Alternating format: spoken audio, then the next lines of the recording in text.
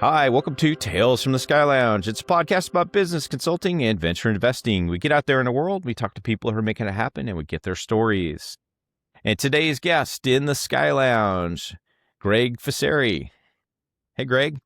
Hey, how are you, Todd? Thanks for having me on. Good to have you. So, Greg, who are you and what are you working on? Well, primarily, my day job is being a business valuation consultant at my firm, Integgra Advisory Services, which I started about 15 years ago. So I really enjoy working mostly with startup, early stage tech companies, and but that doesn't limit us at all from working with other sectors as well. We got some other fun things going on recently with a craft brewery and a nutrition drink and some other things. So that's what I spend most of my time on. But I also work on the side. I do a little investing in private companies, and also wrote a book on pro football history for fun. So Oh, that's awesome. all Yeah, things. we'll get to that one. That's cool. Well, there's a lot to unpack there. What does a valuation expert do? When would people come talk to you to get a valuation for their company? Yeah, I like to talk about that in terms of sort of, or frame it in terms of the life cycle of a business. So the first time that companies often think about evaluation is when they're pitching to raise some money in a Shark Tank type situation. And so most of us like to watch Shark Tank from time to time, and we've all seen some of the sharks toss some founders out of the room for having a valuation that's out of sight, usually too high than too low. And so that it's really important when, to try to help founders keep their valuation in a range of reasonable so they can stay in the game and get around to talking about their product and services and everything else about the company. So, but if they blow it on the valuation, they'll get, knocked out right away. So that's the first stage, or first sort of valuation event. And then if they are successful raising money, often the next thing they do is hire employees. And those employees typically need stock options. And options have to have strike prices. So about 20 years ago, the IRS, after the first dot-com boom, stopped companies from pricing their own options, which was fraught with all kinds of peril, and pricing them too high, too low, and some people went to jail. It was a hairy time, and so they created the IRS created something called 409A, and it's a regulation that requires any companies issuing options, private companies, to have them priced independently, at least once a year, or more often if there's a material event, which is usually a new funding round. So that is probably the only type of valuation that's an annuity, a recurring revenue stream for me, which is nice because they've got to get done every year. So most of the others are one-off type situations. So that, as a result, tends to be a little more than half of what we do, but we've got lots of other types of valuation purposes. After that, you get into M&A due diligence, buying and selling companies. You get into some gift and estate tax planning situations, executives transferring equity to trusts for tax benefits. You get disputes of different kinds, business disputes. And so I serve as an expert witness in litigation support situations. And post-transactions, there are things done for accounting reasons called purchase price allocations.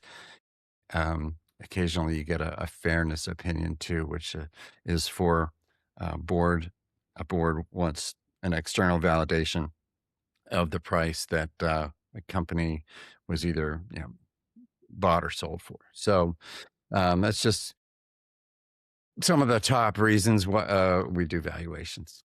Yeah. So it sounds like every point in your life cycle of a company, you're gonna need a valuation sooner rather than later. So yeah.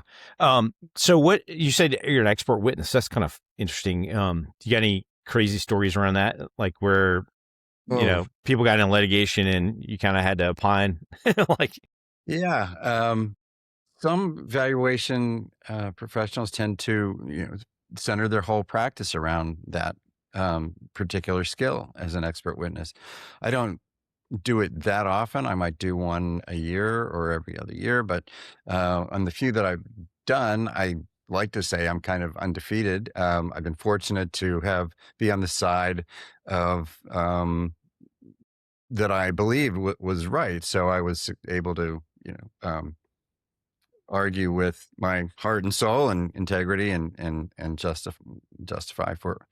Uh, uh, I don't like to say advocate for my client because we're supposed to be unbiased, but at least um, port. support them their in their Yeah. claims. Yeah. So some of them, I'm trying to think, there's sometimes it comes down to family, marital dissolution. We had one where the founder and CEO of the company for many years was getting divorced and they got to split their assets in half, and the business was a big part of that. And I guess one of the interesting part of those situations is that experts can be um, biased, and show their bias for their clients. And in this one particular case, they tried to argue that the company was worth twice as much as I thought it was. Um, so they could effectively get the whole thing by getting half of their 2x number.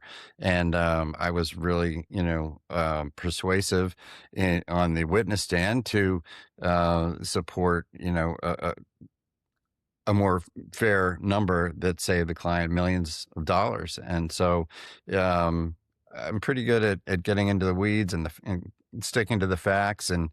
And they were just cherry picking, multiples that to support their side, and it was kind of ridiculous. So, you got to be aware of your own reputation and credibility, because the next time you might be on the other side of a point or an issue, and it's important to be consistent. So, I kind of enjoy the extra work and the detail nature of those situations, and not that I enjoy conflict, but I enjoy the sort of competitive side of it, trying to get to the right answer.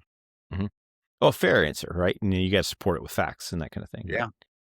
Well, what goes into valuation in general?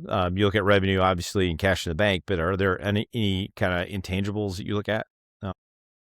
Um, in Intangibles are, that is a question that comes up sometimes in terms of, how do you think about intangible assets, IP or brand or client list, things like that. Ultimately, those are baked into the forecasted revenue streams of a company.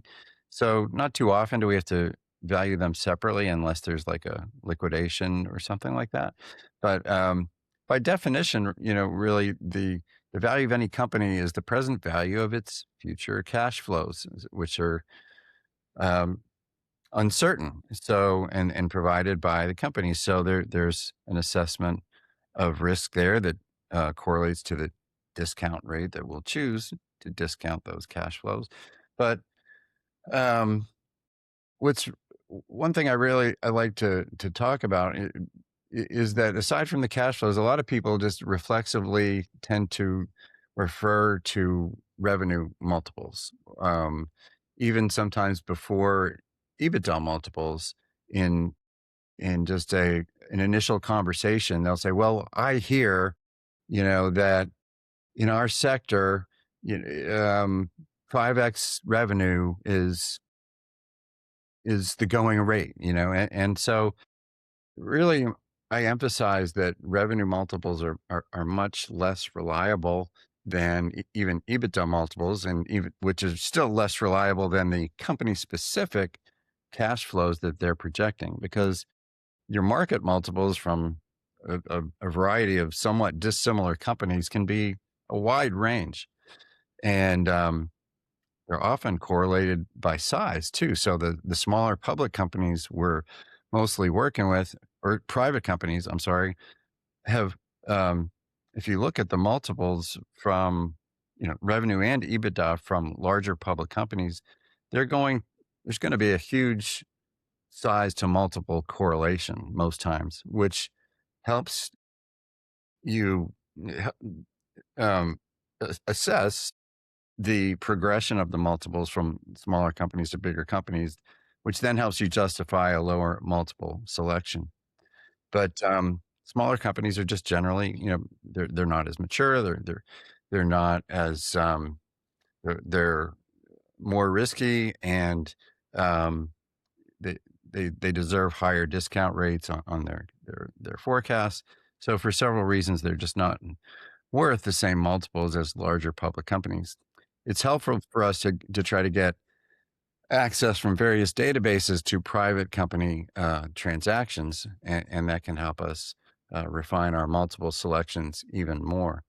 But the bigger point I touched on was, um, you know, one case I like to talk about a lot is a company that was in the digital marketing sector, and I was working on a partnership buyout, and they were an agency, and so the minority ownership partner who owned about a third of the business came and said, "I'm leaving, and we're doing about 6 million in revenue, and I hear that the revenue multiples in our sector are about 5x, so we should be worth 30 million. Give me a third, give me 10 million, and I'm gone." And the CEO was like, "You're crazy." Yeah. What am I going to do? But so I need Greg to help talk, her down, from um, the the atmosphere, and with a lot of little education and about discounted cash flows and so on. We had to agree on the process first, and then once we did that, we could um, focus less on revenue multiples and more on cash flows. And the thing, after all was said and done, was worth a fraction, of what the departing partner initially thought. But you know, she understood along the way, and part of what I bring to the table is that sort of um, in those situations is the collaboration, mediation, and sort of education part of it that you can't get from some of the other types of sort of software based valuation services out there these days. Yeah. So I used to do a bunch of real estate, and then, I always felt like, I had this one lawyer that was like awesome at the closing table, because when people inevitably freak out, he just had a really great bedside manner for, okay, let me just explain it to you. And he would always come through, and I always felt like that was what we paid him for. Like whatever he wanted, like that was worth it. And it seems like similar thing, where, hey, you could just throw the spreadsheet over the table and run away and go, "Nah, that's the number."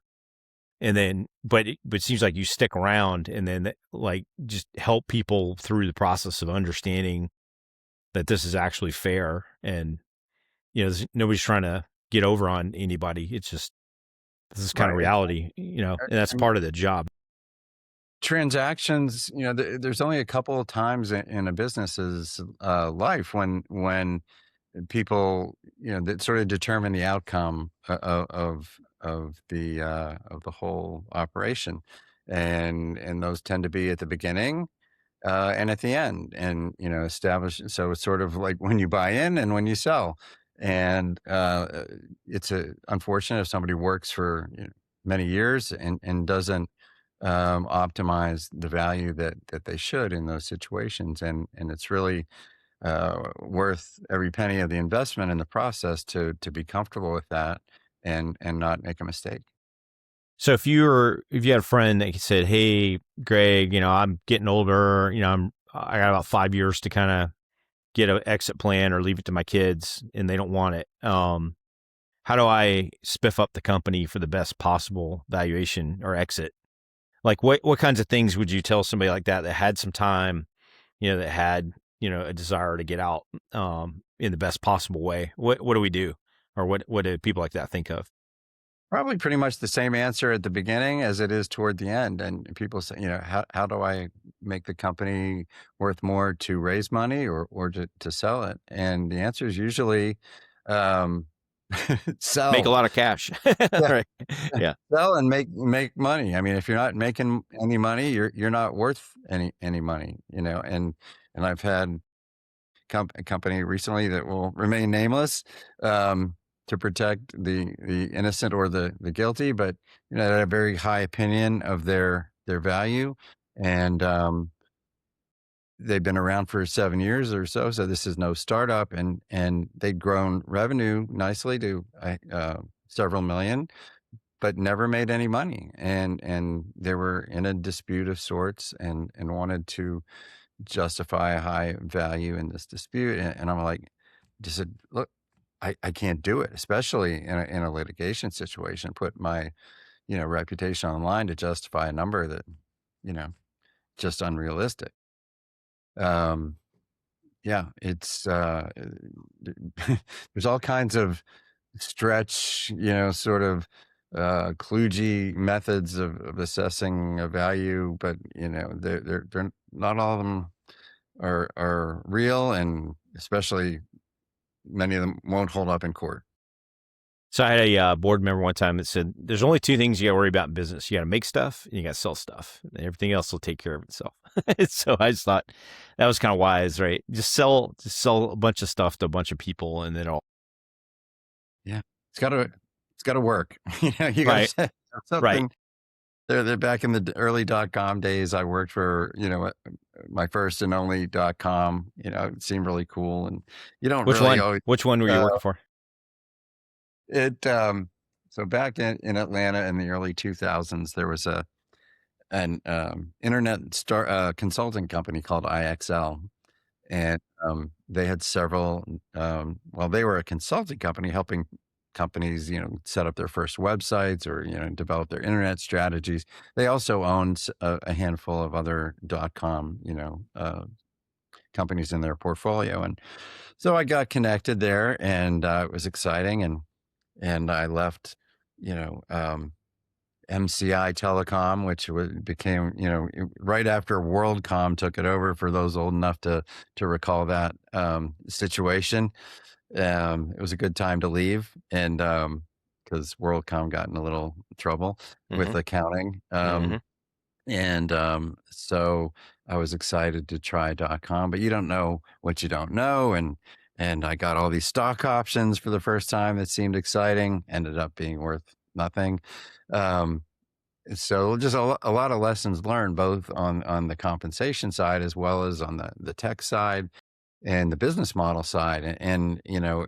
Um, this company in particular was called youdecide.com, and it was sort of way ahead of its time in some ways, and seemed very cool.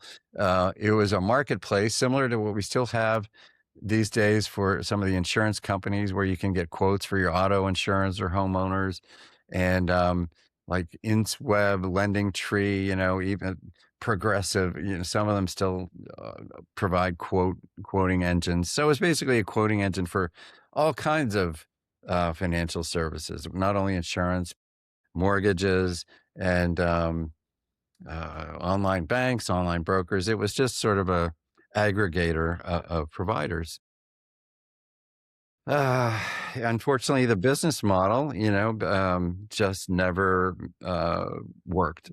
And despite all the money that they raised and all the big time investors that put money into it, um, they had interest from, Time Warner and Gateway Computer. If you remember that one, Mm-hmm. um, the cows. Yeah, I mean, they just, I kind of figured out in my own mind, trying to model this out, not just for myself, but for the company, to say, hey, based on our pricing, and the fees that we get, and the percentages of click throughs and buys, and it's not just about eyeballs, it's about people buying stuff.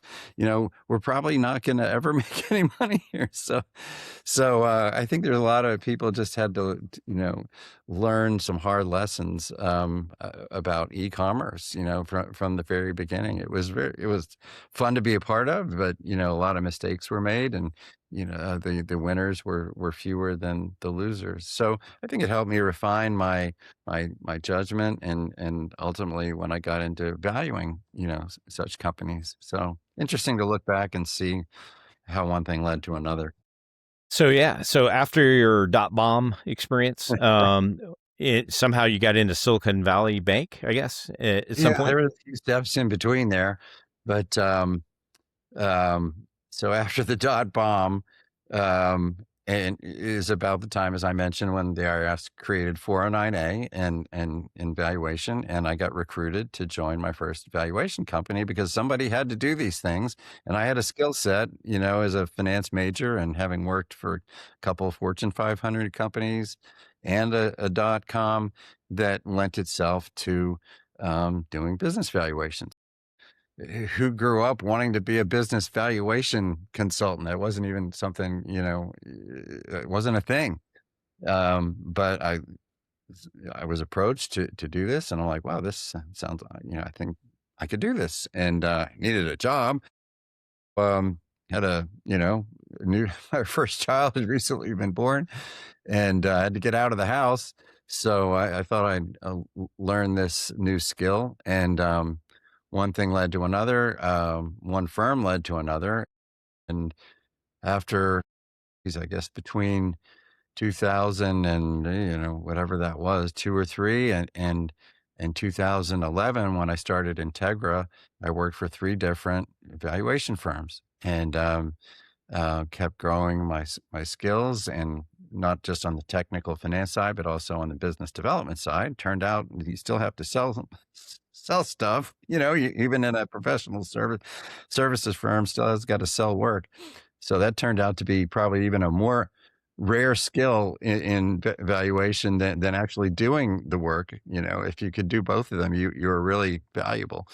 So eventually, the third one was Silicon Valley Bank. Their valuation group, they started to serve this niche of 409A market. Like all these companies across the country had to have this done, and they were all asking where to get it done. Um, and the bank said, well, why don't we try this? They were a very entrepreneurial organization for a big public bank. They did investment banking. They did they own wineries that out in Silicon Valley, all kinds of interesting things. And so they quickly grew to be the largest valuation company, shop in the country, doing thousands of these. Um, and so it was great education and experience to do hundreds of them myself over a few years. But oddly, none of the three that I worked for, they all had sort of fatal flaws in their seemingly simple business model, and they weren't able to make money. And I'm like, this doesn't seem that complicated to me. So when they weren't making money, which in their case was because they had so much overhead as a large public, company, employees, and and the valuations were not, the fees were not that high. They just weren't covering their costs. So eventually saw the writing on the wall. They were going to, punt and get out of that business, which they did shortly after I left. But in my mind, I just saw a path to, which I never expected to do, to start my own company and do valuations for even a little less than they were charging, but actually make a profit because I didn't have overhead. All I have is a couple contractors, no full-time employees, and I can do them quicker because there are so many to do at SVB. And, I could apply my own judgment and relationship skills, and not have to get into the weeds with debating, with other people, all the methods and then the approaches and values. It got to be, um, ultimately what it is is an opinion that you're selling. And if you got too many people in a group with too many opinions, that's another issue. Well, so, accounting and finance professionals are notoriously introverted, right? So there's this old joke, how do you know when you're talking to an extroverted accountant? And the answer is he's looking at your shoes when he's talking to you instead of his own, right?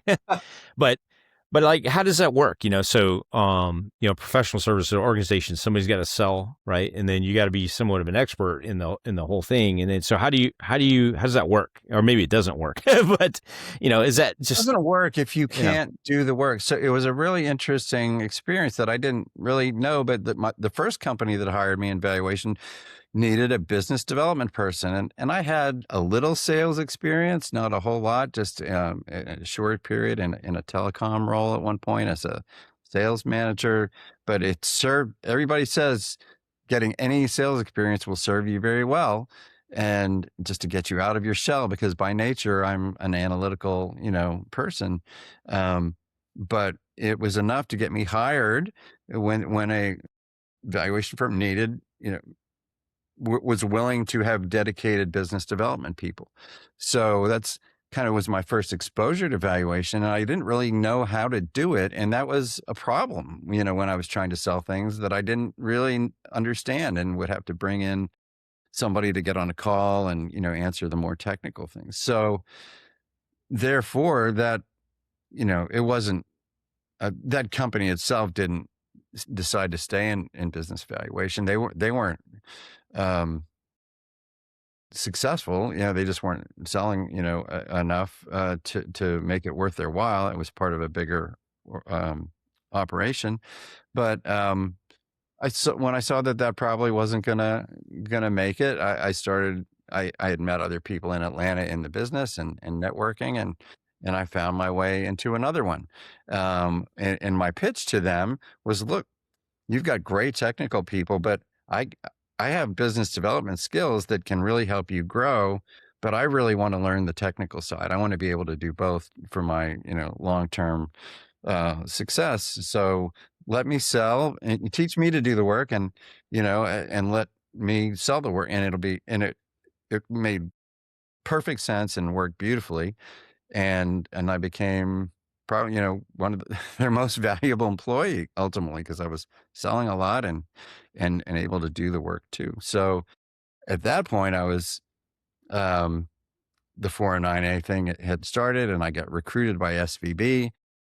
But actually, the most valuable part of my resume with that business development side was not useful to them, because they just had so much work. All they wanted people to do, their engagement partners, was sit there and, crank out the work. And I'm like, this is okay. It's cool. SVB is a huge brand, and working with the coolest tech companies in the country. And I get to go out to San Francisco every quarter and go to the Giants games and see Google and all this stuff. But, ultimately, it just wasn't as satisfying as being able to do all the other types of projects and sell the work, which ultimately meant that, finally the light bulb went on and said, I can do this myself. If I can do all those things, I'm that's what it takes to be a partner at a big consulting firm. They've got to sell work. So if I was able to sell my own work and do the work, at least, or at least have somebody do the drafting the work as a contractor, but be able to apply all my judgment to the opinions, I was ready to set sail. And that's kind of how it all evolved. so, I'm curious about Silicon Valley Bank. That was a heck of a run. I think they're part of something bigger now, but, that was like the company that as a founder, I started a company, took money from sophisticated investors. And then, it was like, here's your lawyer, here's your bank, they had this kind of playbook. And then Silicon Valley was just this juggernaut where you got handed a Silicon Valley debit card and said, okay, we're going to put our money in SVB. And then, you just kind of like, okay, like in it, nobody's ever heard of it. And then when you're in the venture community, it's like a who's who. Like, what do you think? Why do you think that became the default, or what did they do? It just was like, you just not question them, you just did it. And what do as they have as a set of startup. services? Do you feel Yeah. like? Yeah. They offered more creative solutions, flexible solutions to early stage companies for in terms of underwriting and the way they could justify doing lending than traditional banks. So they became hugely popular. Um, Now, whether that all made sense in terms of their underwriting and their margins, I didn't work in the bank part of the bank. I worked sort of cohabitated with them in the Atlanta Financial Center, and they were good folks, and it was great energy there. It was a very exciting time to be there. Uh, just ultimately, the valuation group was, not as successful as the bank was itself. I was probably there for about 3 years, and um, but and then they had their own issues, a few years the bank itself did after I left, which is an entirely different story. It wasn't, it was sort of a very not it's It's a just a rabbit hole. Yeah, it was a weird rabbit hole in timing. terms of their underwriting, their risk management and mistakes they made. But um, they hit the skids for a while, but I think they rebounded, and they don't, and they're still. I think they still operate under the SVB name, but they're not as prevalent as a brand by any stretch as they used to be.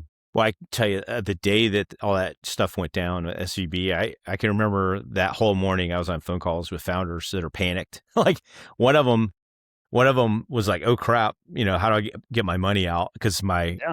my investors called me and told me to get my money out. So like, there's a institutional bank run going on, and then I had another founder that he just found it. He just raised like $25 million or something, and they put it all. He panicked and put it all in Bitcoin because he was a crypto company, and so it kind of sort of made sense. But can you imagine like the risk management of like cash in an American bank is not as safe as put it all on Bitcoin. Like, and that was like several years back when it wasn't, when Bitcoin, there was regularly every couple months, there was something crapping out in Bitcoin and everybody's losing all their money. There's a lot of counterparty risk in Bitcoin at one point. Yes. I think we're kind of over that, but I mean, what a crazy nutty time that was. There were a couple banking cycles that I think people forget. Maybe one of the everybody kind of remembers the mortgage crisis, which was like circa when was that 2008? Eight Countrywide Financial. Yeah. Yeah. And all that. So that was when I was at SVB, and so they were still on top then, and I was there that day, like you, and a friend called me and said, "Hey, I want to open an account there. I want to take my money out of this other thing. Can you help me?" And I had to, I went with one of the bankers. I grabbed them. It was early in the morning before a lot of them, and we went to this guy's office and opened an account, so he could, move money to SVB. And then I don't know, it was about 4 years later after I left in 2011, and maybe it was 12 or something when their own crisis hit, and then people fled SVB. Yeah. So It's because yeah, it's not because it's risky or not safe, or it's just because there's a whiff of it might not work out, right? You yeah, can't risk it. there was a concern that they hedged, poorly, and that they could lose, and there was basically a run on their bank. People thought that they wouldn't have sufficient reserves, and so capital fled. All right. So you have a unique perspective on birth and death of companies. You get to talk to them, early and often about how they're doing in the health and can you raise money and have you raised money. So where are we in the economic cycle, right? So there's this we've had a weird couple of years here, right? Where like 2020-ish, the world got shaken up, and then venture seems to have fallen off a cliff. Interest rates started going up, so infinite money glitch kind of went away, and so everybody had to be a little bit more responsible about raising. And then and then AI came on the scene, and that I think that caused everybody to stop for a second and then reevaluate, and then what's real and what's there's a lot of confusion out there in the world. So what's going on from your seat? What is venture coming back? Is it changing? Is AI, used to be you had to raise a bunch of money to go start a company. You kind of don't have to do that anymore, but you kind of do because now you got a market, so like Yeah. what's going on? Where do you see the trade winds right now? I'm very connected to that, and so venture funds are definitely flowing again. Last year and so far this year have been Integra's best years ever No kidding. uh, Okay. because of that. But that's immediately following a couple years that were not very good, um, and we experienced a revenue drop because funds were not flowing. And as I said, the correlation is when the companies raise money, then they hire people and they have to issue options. So those 409As are now flowing, nicely again. Whereas for a couple years, people weren't having to do them and they were trying to save money because they weren't hiring anybody that needed any options. What So, yeah.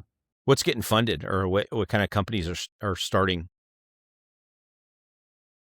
Well, SaaS is, I don't know if that SaaS apocalypse thing is how accurate. Yeah, that's so dreadful sounding. But I'm certainly not seeing as many SaaS companies come my way Okay. as they were, 5 years ago. Okay. Um, and the multiples, everybody used to talk about the 10x revenue multiples for SaaS companies, and that was never true in the first place. But it's certainly a lot worse now than it was then. Okay. So there's a lot of multiple contraction going on in the SaaS world and other types of software. But I I do a couple AI, companies that call themselves AI, and it kind of feels like the early .com day where like there was pets.com. You just added .com to anything, and .ai and expect to get a big valuation. It feels a little bit like that right now. So there's a lot of exuberance or irrational exuberance, as Alan Greenspan used to say in the AI world.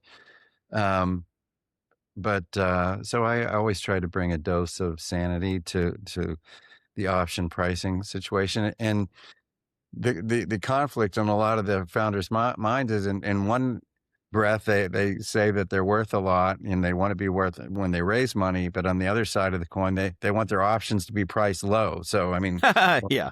yeah, which one do you want? Yeah. So Right. and then they said, well, if we get low price, how's that going to affect our funding? I'm like, well, fortunately, those are often not correlated, and investors understand that people want low priced options, but they aren't going to hold you to that valuation for their funding. But yeah, it's we're seeing, I think it's just a good sign that I'm seeing a lot of different things, which means that their money's spreading out um more. The concentration isn't just all in AI, which maybe is the Magnificent Seven or what in the public world. A lot of the QQQ, the tech stocks, seem to drive most of the returns in the public markets. But I've been seeing a broader distribution of products and services, companies, raising money, which is good. Okay. And that, if so in the software world, everybody's concerned that it's gotten so easy to write software, easy in quotes, right? That the concern is, hey, just because you have software, you used to spend quarter million, half million in a year, getting to 1.0, where you don't have to do that anymore. So what's to stop your nearest competitor from knocking you off, right? And then so that's no longer a moat. Do you think investors are looking for things with moats? Like hardware's hard, right? It's just, you can't like auto generate hardware, not yet anyway, but, or like, I don't know, something with a different, business model that people hadn't figured out how to quickly copy Definitely. yet. I mean, moats are great when you have them, and it's always something that I think about. Is like, that's really unique, or that's really hard to duplicate, or anybody could do that. So, what do you have any IP to protect that? So it's always something,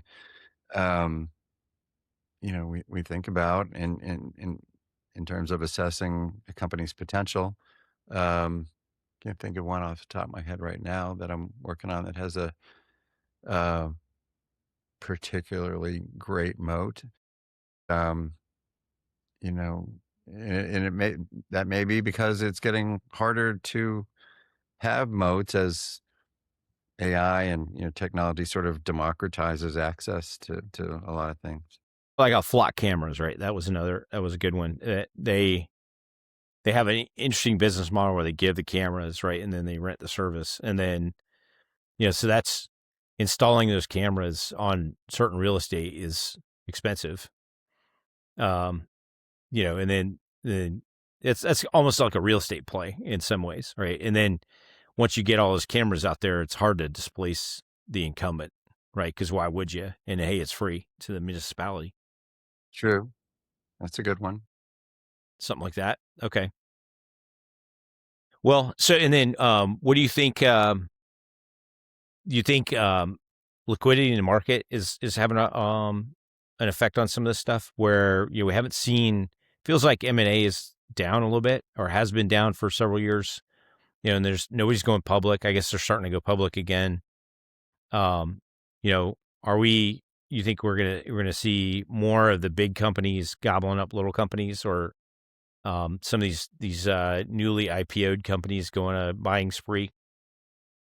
Um, Couple things there. You mentioned IPO activity is way down, and I think what made some people might not understand about that is part of that is regulatory because the cost of being public now with all the regulatory requirements and reporting and everything is at least twice of what it used to be. Uh, Okay. I think I've read that it costs at least $2 million a year just to complete all the regulatory, requirements. So people, they don't want to do that. They aren't willing to go through the process and incur the expense.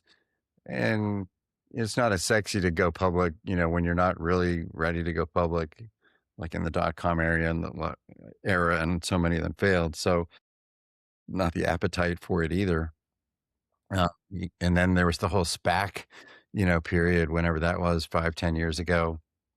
And it never made sense. Was trying to You- buy a shell company that was public to make it easier to go public without having the reporting requirements. I mean, that just was a red flag right away. That was like the no doc mortgage, application. Like now we have a no doc IPO. It yeah, doesn't end well. yeah, So, yeah, but on the flip side, I think M&A is increasing and, some well-capitalized companies, are trying to, um, grow by acquisition, especially if they're trying to, position themselves to be a force in the AI world. It can be easier to, um, you get the build, buy, decision, and it's easier to buy than build a lot of things. So, there's some big companies out there. Accenture in particular was one that comes to mind that for a while that people didn't know that they're the biggest digital marketing company in the world. They went on and acquired on a spree of acquiring all those. So, and now they're kind of doing, repeating the playbook on in the AI side to be able to um, serve their clients to uh, succeed with their AI strategies and infrastructures. So yeah. Well, it's kind of a nutty time, and everybody's going so fast with AI. It feels like dangerous, right? Anyway, let me ask you about your book. You wrote very interesting book about football, which is totally off topic. But yeah, you want to tell us about your book and then how you figured out all this stuff? sure. So thanks for asking. You might see behind me over my shoulder, there's two framed photos of some football trophies. Um, and and there's an old vintage melon football down there from 1899. So the inspiration of all this journey, which was a 15-year project from research to writing and editing and layout and design of a coffee table format book, was the career and family lore I learned about um, my great grandfather as one of the greatest professional football players before the NFL. Just processing that for a second, there was professional football before the National Football League, and somehow the whole story is virtually unknown. Um, so I was just uh, eternally curious from the time I was little about some photos that hung in my grandmother's home in Pittsburgh, and stories that she told about him and his teams that were supposedly world championship teams. And I'm like, it just there was before the internet, it was hard to learn much about it. There was a book that she had that on uh, professional football history, mostly back to the first Super Bowl, but which some people think is when the NFL started in 1967, but that is not true either. But still, there were a few pages in the introduction of that book about the earliest pro days, and my great grandfather's teams had a couple of pictures in there. So it wasn't just that she was kind of exaggerating, family lore. This that was proof that it was a real part of pro football history. So um, it kickstarted when she passed away, my grandmother, in 2007, and I cleaned out her house in Pittsburgh with my mother, and we discovered a box of pro football uh, treasure, basically in the form of many pictures of him and his teams and competitors, friends, and just buddy pictures, just all in their football uniforms. So instantly, I recognized that this was important and that I wanted to identify them and at least for the family genealogy, kind of figure out the story in more detail. And long story short, one thing led to another, and before long, I was at the Hall of Fame with the photo collection in Canton, Ohio, and scheduled a half-hour meeting with them that turned into a 3-hour meeting, and they brought in all the executives there to see everything I had, and they said that I had what was like an original constitution to them, that they didn't have any of this and these photos from that period, and nobody did, and basically, they would want to display some of them in their exhibits and at least make copies of them and so on. They didn't take my photos. Yeah. Okay. Yeah. Yeah, but they encouraged me to do a book with them, and if I could add the research and make it create the narrative around them, which the heart of that story and sort of the reason why it had never been told was there was an alleged a sort of controversy over a gambling allegations. Go figure. Just like today, game fixing, and the world championship game in one year, 1906, was allegedly fixed, and it destroyed confidence in the public's trust in professionalism, and pro football in its first era sort of died for effectively for about 10 years until the famous Jim Thorpe, the Native American world's greatest athlete, was recruited to come back and play professional football. He'd won gold medals in the Olympics and had played college football at a little school in Pennsylvania called Carlisle that was only for Native Americans, oddly. Um, but he said he would play for the new second version of the Canton, Ohio Bulldogs, and the theory was that people would come out and see him play, and he was a American hero, and they were right. People within 5 years, people fell in love with pro football, and there were 14 pro teams around the Midwest, and they all met in Canton, Ohio, the owners, to form the NFL in 1920. So the arc of the book is from the first player that got paid to play as a professional in Pittsburgh in 1892, and everything that happened as it first was uh, grew and then sort of was born. It was died in this scandal, and then and the drama around that, and the rivalries, which is all super fun and interesting, and the characters were fascinating, and then the rebirth with Jim Thorpe, the book ends with the founding of the NFL. So it's something that nobody had ever done before, at least in this scope, and depth. So I'm really pleased with it, and had a lot of fun doing a lot of speaking events and radio around the country, podcasts, and Super Bowl week in Vegas a few years ago. I got into Media Row and gave free books to all kinds of famous players and people. So it's still a story I get to tell regularly, and it's a lot more fun to talk about at a party than EBITDA multiple. Okay. So, so Yeah.